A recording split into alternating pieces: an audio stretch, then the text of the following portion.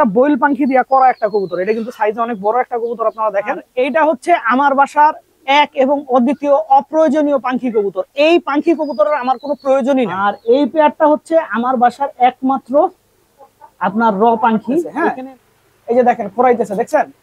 এই যে খোরাইতেছে, যে হাঁটতে পারে না। তো আমি এটার কারণটা একটু ধরে আগে বোঝার চেষ্টা করি। অনেক সময় আপনাদের নিজেদের আনন্দের জন্য কবুতরকে কষ্ট দিয়ে কি লাভ বলেন তো ভাই? দেখতেছেন কবুতরটা হাঁটতে কত কষ্ট হইতেছে। এদেরকে নিচে না ছাড়লে আমি খেয়াল করে দেখছি এরা কোনো খাবার খেতে চায় না। কি ফিডের বালতিটা দেখার পর থেকে এই মুরগি ঘুরে বেড়াইতেছে, দেখছেন? আসসালামু আলাইকুম দর্শকবৃন্দ, কি অবস্থা সবার, কেমন আছেন আপনারা? আপনাদের সবাইকে আমাদের নতুন একটা ভিডিওতে স্বাগত। তো দর্শকবৃন্দ, আজকের ভিডিওটা আপনাদের রিকোয়েস্টে করা। সেটা হচ্ছে আপনারা আসলে আমার বাসার পাখি কবুতর গুলা দেখতে চাইছেন। তো প্রথমে একটা কথা বলে দিচ্ছি, আমার বাসায় খুব বেশি পাখি কবুতর নাই।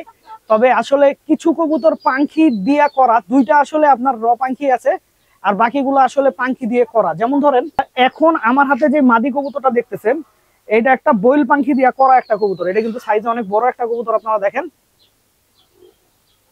তো বইল পাখি দিয়ে করছে। তো আপনার এইটা দিয়ে আমি কবুতর বানাই, কিন্তু ভাই এটার মধ্যে পাখির জাত আছে, কিন্তু এটা ভাই র পাখি না। এটা হচ্ছে আমার বাসার এক এবং অদ্বিতীয় অপ্রয়োজনীয় পাখি কবুতর। এই পাখি কবুতরের আমার কোনো প্রয়োজনই নাই।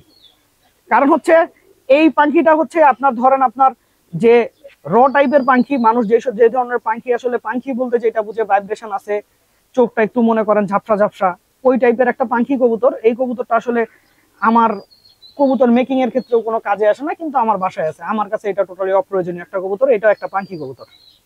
আমি এই মাত্র একটা জিনিস খেয়াল করলাম, এই কবুতরটা হাতে ধরার পরে এই কবুতরটার পায়ের মধ্যে একটা টিউমার আছে। আমি এই কবুতরটা আমার খুব একটা পছন্দ না, যে কারণে ওইভাবে খেয়াল করি নাই। এই যে দেখেন কবুতরটার পায়ের উপরে একটা টিউমার, দেখছেন? মোটামুটি অনেক বড় টিউমার, কিন্তু এই যে দেখেন পায়ের মধ্যে কত বড় একটা টিউমার হয়েছে, দেখছেন? এবং এই কবুতরটার কাছ থেকে বাচ্চা করতে গেলে আমার অনেক কষ্ট হবে এই টিউমারটার জন্য। তো এই টিউমারটা আমার আসলে কেটে ফেলতে হবে। এই টিউমারটা থাকলে ভাই এই কবুতরটা থেকে ভালো পারফরমেন্স পাওয়া যাবে না বাচ্চার। আমার হাতে এখন যে নর কবুতরটা দেখতেছেন, এইটাও একটা পাখি দিয়ে বানানো একটা কবুতর। এইটার মধ্যেও পাখি আছে, পাখি দিয়ে বানানো একটা কবুতর।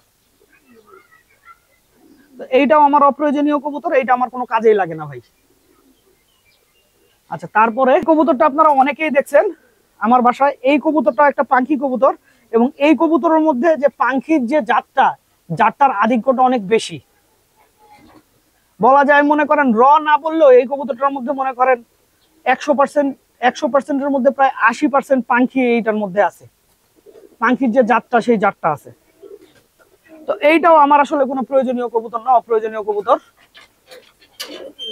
পাখি কবুতরের মধ্যে আসলে আমার কাজে লাগে হচ্ছে কবুতর মেকিং এর সময়, যেগুলোর মধ্যে মনে করেন 50% পাখি আছে, 50% অন্য কোনো একটা জাত আছে। এখন আমার এই যে এক জোড়া র পাখি আছে, এই জোড়াটা আপনারা অনেকেই চেনেন, চলেন দেখাই।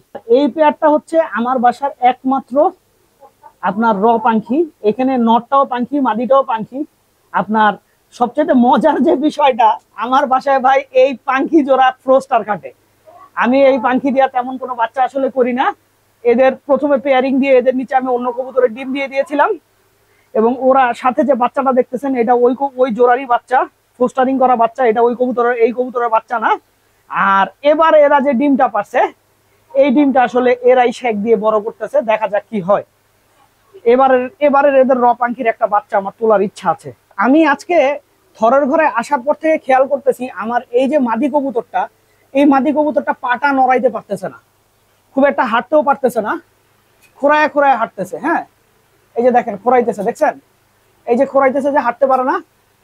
তো আমি এটার কারণটা একটু ধরে আগে বোঝার চেষ্টা করি। অনেক সময় কিন্তু আপনাদেরকে আমি বলছিও যে কবুতর ডিম পাড়ার পরে কবুতর দুর্বল হয়ে যায় অনেক সময়।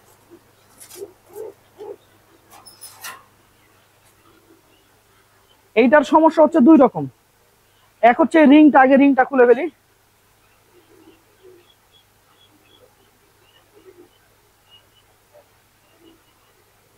দেখছেন?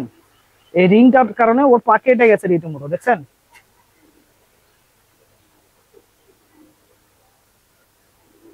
এই যে দেখেন রিংটার কারণে পা কেটে গেছে। পায়ের মধ্যে দুইটা রিং ছিল, এই যে আরেকটা রিং। তো এখন এইটার মধ্যে পাও কেটে গেছে, প্লাস হচ্ছে মনে করেন আপনার কবুতরটা ডিম পেড়ে একটু দুর্বল আছে। এখন আমার যে কাজটা করতে হবে, এই কবুতরটাকে সুস্থ রাখতে হলে প্রথমে একটা ক্যালটেট দিতে হবে,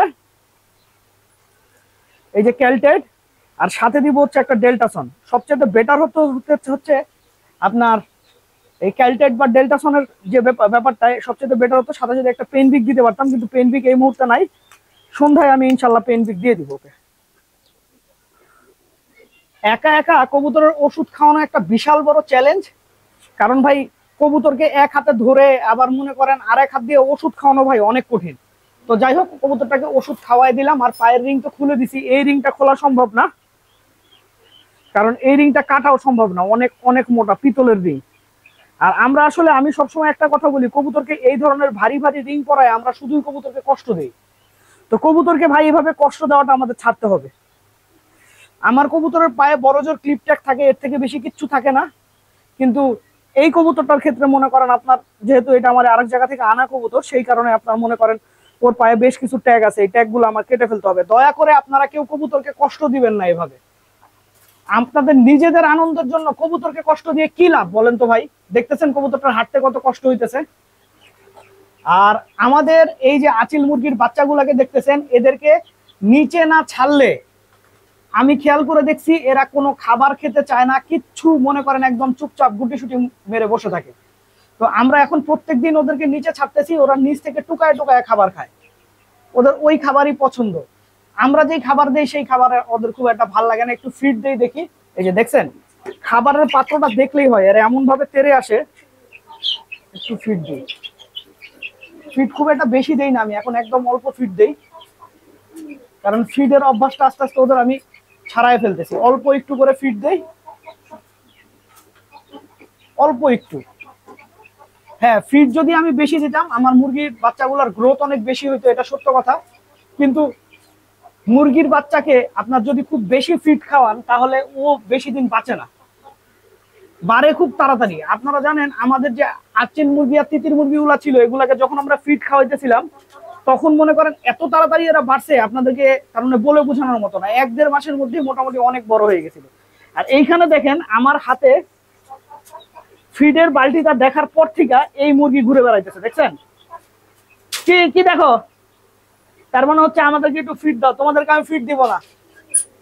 এগুলোও কিন্তু আমি এরকম বাচ্চাই আনছিলাম, যারা আমার ভিডিও দেখেন তারা জানেন। এখন এগুলো অনেক বড় হয়ে গেছে, কিন্তু এখন এরা আমাকে খুব জ্বালাইতেছে, খুবই জ্বালাইতেছে এরা। তার মানে পুরা ছাদটা আমার যে এমন একটা অবস্থা করে রাখে কবুতরকে খাঁচার ভেতরে। আমার খাঁচাগুলো তো আপনারা জানেন একটু গ্যাপ বেশি, এই যে গ্যাপ বেশি, যে কারণে আপনার মাথা ঢুকায় কবুতরের খাবার খায় ফেলে, খুবই ঝামেলা ভাই। তো দর্শকবৃন্দ, ভিডিওটা আমি এখানেই শেষ করছি। আপনারা সবাই ভালো থাকবেন, 5 ওয়াক্ত নামাজ পড়বেন। আসসালামু আলাইকুম।